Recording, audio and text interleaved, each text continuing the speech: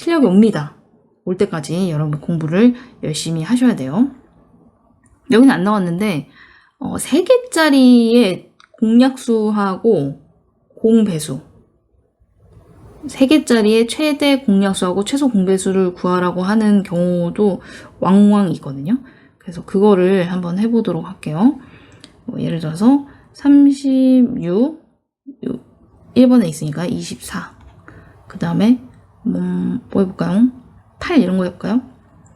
이거 3개짜리에 이렇게 해가지고 공약수는 진짜 말 그대로 공통을 나눠 떨어져야 되는 거니까 공통을 나눠 떨어지는 거를 찾으시면 돼요. 4가 보입니다. 9, 4, 36, 6, 4, 24, 그 다음에 2. 이제 더 이상 나눠 떨어지는 게 없죠. 그러니까 요거 있는 거. 2를 2번을 나눠서 하든 아니면 바로 찾아서 하든 여기 왼쪽에 있는 거만 봤을 때 이게 바로 최대 공약수. 공통을 나눌 수 있는 수 중에서 가장 큰 수. 더 이상 나눠 떨어지지 않을 때까지 하는 거. 그게 바로 최대 공약수. 그러니까 3개여도 최대 공약수 구하는 거는 바뀌지 않아. 똑같아. 근데 여기서 중요한 것은 최소 공배수 구할 때는 약간 다르다는 얘기예요. 최소 공배수 구할 때는. 자, 공통으로 나눌 수 있는 게 이제 4까지 있었는데 이제 더 이상 그 3개를 동시에 나눌 수 있는 건 없잖아요.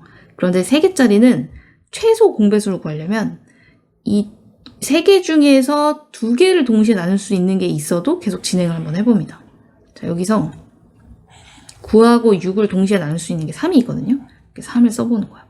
그러면은 9를 3으로 나누면 몫이 3, 그 다음에 6을 3으로 나누면 몫이 2. 근데 2는 3으로 나눌 수 없잖아. 그거는 그대로 내려가.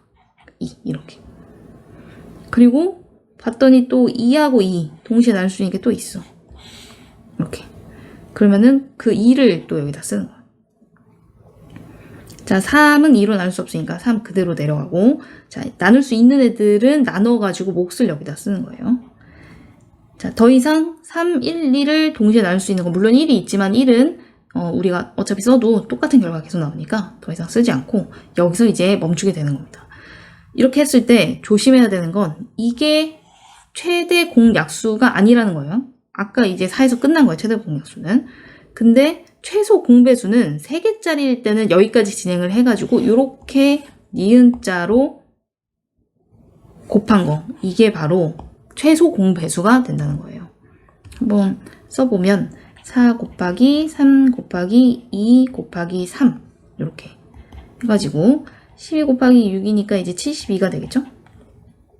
한번 맞는지 보면 36의 배수가 36, 72 쭉쭉쭉 이렇게 되고, 그 다음에 24의 배수도 24, 48, 그 다음에 72 뭐 이렇게 될 거고요.